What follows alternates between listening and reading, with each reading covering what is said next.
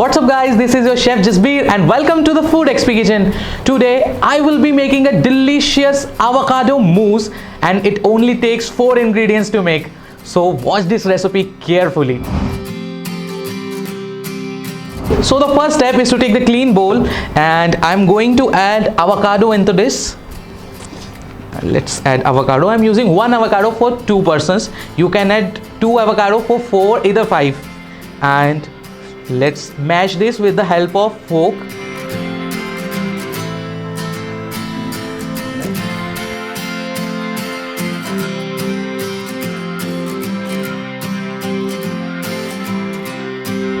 And now I'm going to add some cocoa powder and some runny honey along with the flavor of vanilla essence, and I am going to whisk it continuously for about 4 to 5 minutes.